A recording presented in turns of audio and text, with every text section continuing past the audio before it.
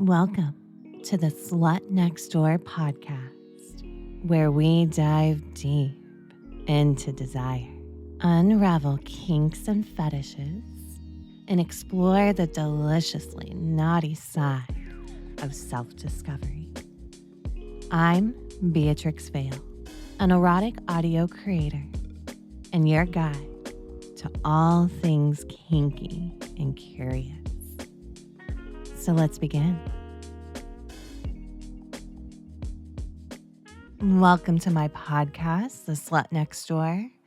Today we're going to dive into a topic that I think doesn't get talked about nearly enough. What happens after the pleasure? That heavy feeling, the guilt, the spiral of shame that can creep in after indulging in kink, porn, or a deep gooning session. If you've ever felt that drop, if you've ever gone from euphoric to questioning everything about yourself, you are not alone and you're not broken. So today we're going to unpack the emotional crash, why it happens, and how to start healing from it. Because pleasure shouldn't leave you feeling punished. It should feel like a return to self, not a rejection of it. Now, before we begin, make sure to like, follow, or subscribe wherever you're listening so you don't miss a future episode. Leave a comment or review if something resonates with you in this episode, or if you felt this shame spiral yourself. And if you want to dive deeper into my world of erotic audios, custom content, you can always visit my website, www.missbeatrix.com. You'll find everything there. So let's jump in. The shame spiral. It's that emotional drop that some people experience after indulging in porn, kink, gooning, edging, anything that pulls you deep into desire and leaves you feeling exposed afterward. It's that moment where the pleasure fades and you're suddenly flooded with guilt, confusion, or even disgust with yourself. Like you did something wrong or crossed some invisible line, even though everything you did was consensual, private, and completely your choice. Now, sometimes it happens right after you come, and sometimes it creeps in later, like when you reflect on what you've watched, what you've listened to, or what fantasies turned you on. And it feels like an emotional whiplash. Like 1 minute you're immersed in so much pleasure, and then the next you're wondering what it says about you that you wanted that at all. And here's the important part. If you have felt this, you are not alone.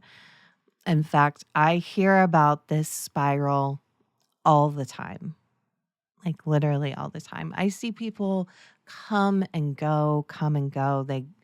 They're in this spiral, this endless spiral of acceptance and shame. And it's really sad to see. I really don't like seeing it, but it's definitely more common than I think most people realize, especially among those who explore taboo desires or go very, very deep into their submission or even hypnosis, like any of those altered states of arousal. And here's the thing. I think that the shame spiral feeds on silence, like on the secrecy. And that's exactly why we're talking about it today, so we can drag it into the light and strip it of its power. This isn't about judging what you're into. This is about understanding what happens after and why. So, why does this shame spiral happen? Why can something that feels so good in the moment trigger such intense waves of guilt or shame right after? And so, to answer that, we have to look at what most of us were taught, either directly or indirectly, about sex, pleasure, and identity. And so, from a young age, I think many of us are fed this idea that sexuality is something that is hidden or even shameful, that, quote unquote, good people don't talk about it, think about it, definitely don't do anything that strays too far from the norm. And especially when it comes to taboo fantasies, and especially porn and kink. And even if you consciously believe there's nothing wrong with what you enjoy, your unconscious mind might still carry the weight of those early messages, where it's just so deeply ingrained. And that can come from a variety of things: religion, family expectations, toxic masculinity, the purity culture, fear based sex education. All of these plant little seeds of shame, seeds that don't show themselves until after you've indulged, when you're at your most vulnerable. And so, after an orgasm, when your dopamine drops and your mind starts to come back to reality, that's when that inner critic usually sneaks in. And you might think, why did that turn me on? Or what's wrong with me for needing that? Why do I need to tie my balls up and brutally beat them? Why do I need to watch filthy anal porn? Whatever it is. You might even feel extremely disgusted, and not at the kink itself, but at the fact that you surrendered to it. You're disgusted with yourself, and just disgusted that you let yourself maybe even be taken by desire, that you let yourself be weak. And I think for a lot of men, especially, that's where the shame hits the hardest, because you're taught that vulnerability equals weakness a lot of the times, and weakness equals failure. But here's the truth from my mouth: arousal doesn't follow rules, and pleasure doesn't always line up with logic. Your desires are not a reflection of your morality or worth. I always say that with porn, the type of porn that may pique your interest doesn't define who you are. Like, if you like cuckold porn, or you just like the way women sometimes tease beta men, that doesn't mean that you are beta or that you are a cuck. It just might mean that you're just aroused by it. It doesn't need to define you. There's plenty of people that are CEOs of companies that I'm sure do very submissive things behind closed doors. My point is that you, what you find arousing in porn, or when you're pleasuring yourself, or even interacting with others sexually, what you are drawn to, what really tickles your curiosity, doesn't have to define you as a person. And you're absolutely not broken because your fantasies don't match what you were told was acceptable. And the draw to taboo things, kinky things, is what really not only inspired this podcast, but inspired, I think, me as a woman exploring my sexuality and kink, I was so attracted to things that were different, that were weird. um, I definitely have that inside of me. And I'm always trying to figure that out. I don't think I'll ever figure it out, but I love trying to figure that out, my unique erotic wiring. But going back to the shame spiral, I think that understanding the shame spiral is the first step to softening it, because once you realize it's not you, you can begin to rewrite your script, your own personal sexuality journey.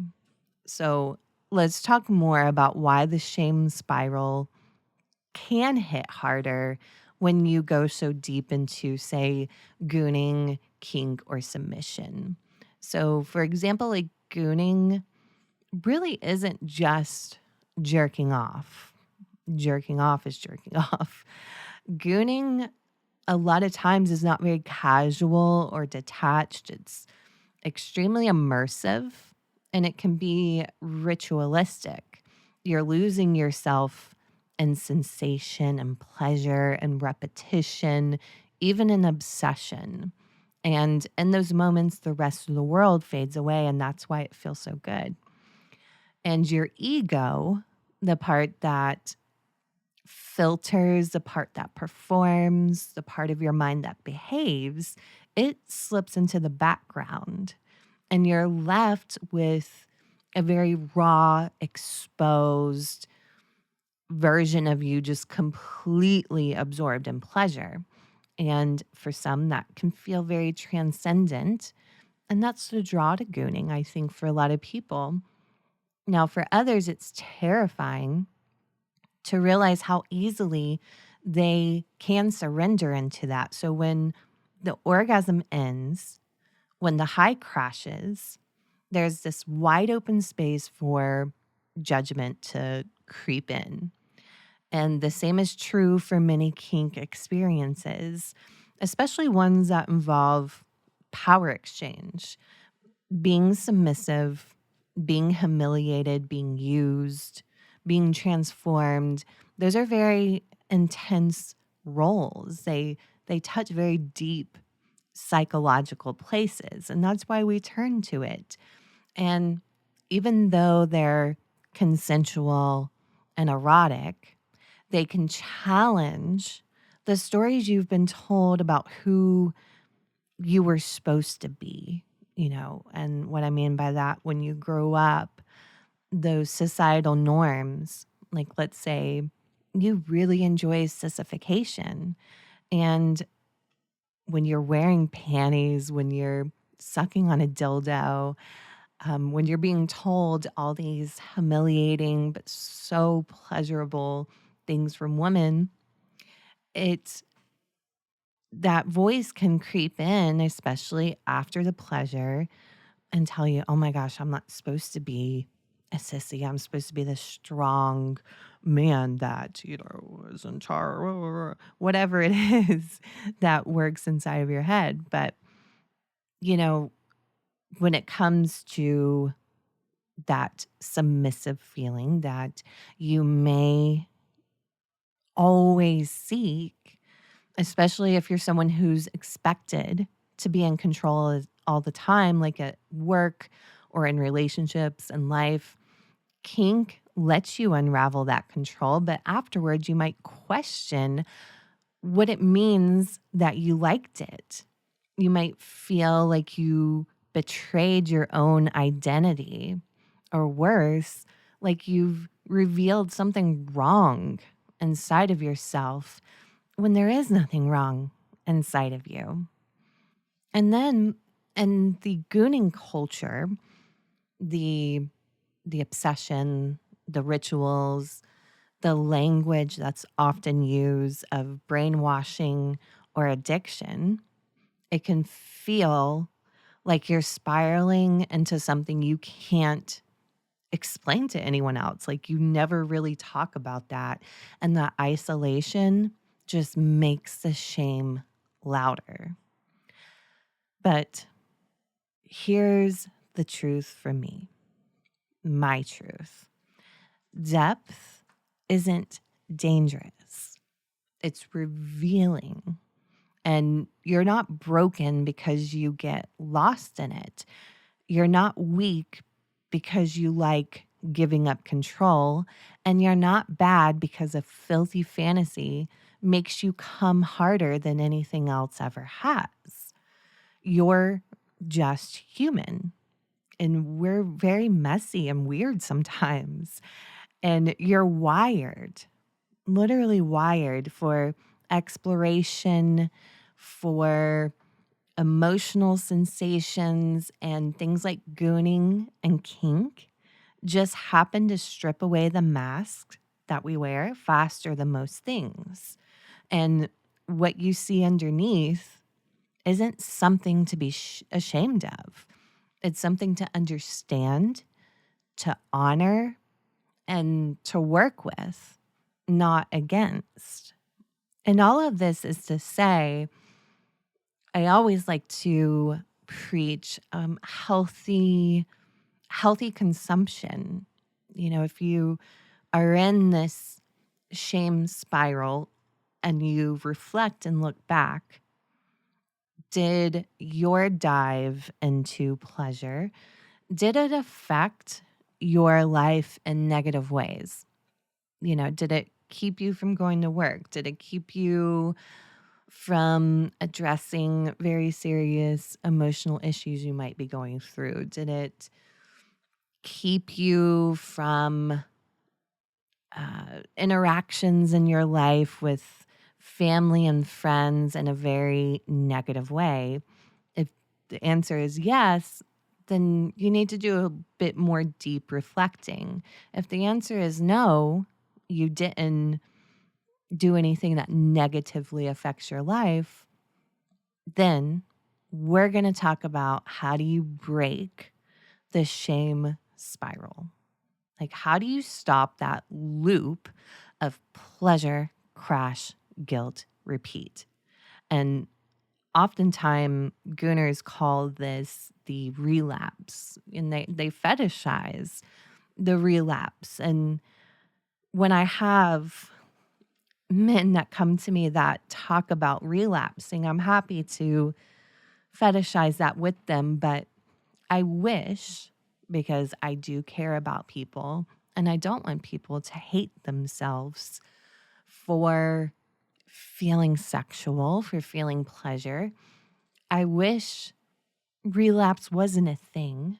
I wish that you could accept yourself and it's okay to take breaks from it, especially if you feel like it's taking over your life. But let's talk about how you break that shame spiral. So, first, I would say you need to stop trying to shame the shame, meaning you don't push it down or pretend it doesn't exist. You meet it with curiosity. So instead of thinking, what's wrong with me for feeling this way? Try asking, where did I learn that this was wrong? Think back in your life. Why am I feeling like this is wrong?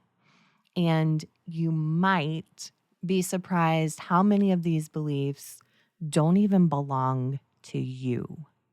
They belong to a teacher or a preacher, a parent, a porn myth, a toxic ex, or a culture that profits from you, like keeping you disconnected from your own body. And the guilt that you feel, it was likely handed to you by someone else, and you've just been holding it like it's yours. And one of the most powerful ways that I think you can start healing is to bring intention into your play. So, for example, if you are finding yourself in the shame spiral with gooning, before you goon, set a purpose before you start. Give yourself permission. Like a simple phrase like, I'm choosing this. This is mine. I worked hard. I deserve this. And it may just telling yourself those simple phrases may act like an armor against shame later. It kind of gives you a little power. Like, I gave myself this permission. Porn didn't make me do this, which some cultures, when I say cultures, on like online little places will say that porn is the devil and porn's going to pull you in. No, we all make choices. So bringing that power, saying, I'm choosing this, may help you later when you start to enter that spiral. I think another thing that you can try to perhaps pull you out of a shame spiral is surrounding yourself with people, content, or communities that don't judge you. So being a part of a place where kink or gooning are celebrated instead of condemned. And that should make it should make it feel easier to feel safe in your own skin. I just have to make a shout out to one server that I've seen in Discord. It's called Pornism. I think they do such a beautiful job at celebrating the kink or the lifestyle of gooning, while they also provide a space for people to talk about. I forget what they call it, but a place where you could perhaps talk about that shame. Um, I just feel like they do a very mature approach to gooning. It's not just goon encouragement. They also have that space. So I think that's important, where those people will not only judge you, but they'll also allow you to be human, if that makes sense. Finally, a tip that I have for that shame spiral is speak to yourself with softness after a session. And trust me, I know this is harder than it sounds, because we have voices in our head that are often very mean to us. I have an inner voice that is just so critical sometimes. But maybe try this after a session. You can feel that shame spiral starting. Change that voice in your head to maybe sound like mine. Like, tell yourself inside of your head in my voice that you're safe, that you're okay, that you're allowed to feel pleasure, and you're allowed to explore. And that might feel awkward at first, but over time, you will start to believe it. And here's the sad part, is that pleasure isn't supposed to hurt, and it shouldn't leave you hating yourself. That makes me so sad. I mean, everyone deserves aftercare, not just from partners, but from yourself. And if no one's told you this lately, you are not too much. You are not wrong. You are not dirty for craving. You're just real. And I think real is absolutely beautiful. And here's something else I want you to hear loud and clear, is that it's okay to take a break. Because sometimes when a shame spiral feels too intense, the crash is too painful, your body and mind might be telling you that you need some space. And that doesn't mean you're rejecting your desires. It doesn't mean you're failing. It means you're listening to yourself. And that is powerful. So taking a step back from gooning, from porn, from intense kinky play, it doesn't undo anything. It just means you're letting yourself breathe. You are regulating, not retreating. and you can always come back when it feels right. And guess what? When you do come back, you'll return with more awareness, more intention, and it's probably going to be a lot more enjoyable. And you're not obligated to stay in a loop that's hurting you just because it also turns you on. Because you're allowed to choose peace, and you're also allowed to choose pleasure, and you're allowed to move between the two as you need and want. So whether you're in the spiral, climbing out of it, learning to avoid it altogether, please just remember that you're not doing anything wrong. You are just feeling deeply. And that depth, that's where the transformation happens. And if you're one of those people that relapse over and over again, I get it. You're trying to take control over yourself. But sexuality is such a complex thing. And if you were attracted to something, we'll use the example of porn, trying to quit it, it's kind of like the whole don't touch this button thing.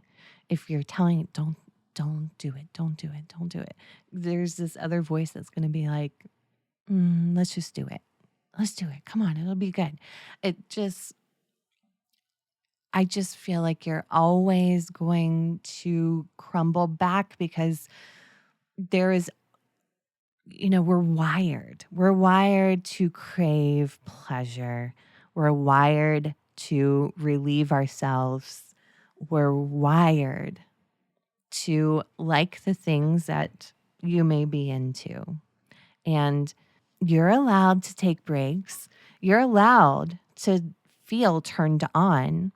And it's also okay if you feel confused by it. You're allowed to question and come back stronger. And there is no right way to explore pleasure. There's just the way that honors your body, your mind, and your truth. Now, if this episode spoke to you, please let me know. Leave a comment or a review. It helps others find this show, and it also reminds me why I keep showing up. So if you feel compelled, don't be shy. Reach out. And of course, if you're curious about more of what I do as a content creator of erotic hypnosis and audio files, you can visit missbeatrix.com, where you can find free files, ways to interact with me, and more. But thank you for listening. And until next time, take care of your mind, your body, and that beautiful, twisted desire of yours.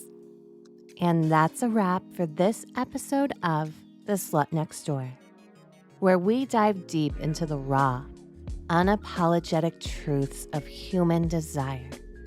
If you loved what you heard today, make sure to subscribe and turn on notifications so you never miss a juicy moment.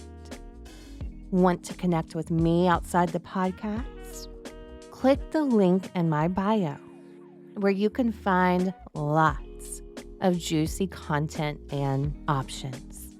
Until next time, I'm Beatrix Vale, your Slut Next Door, and I'll see you in the next episode.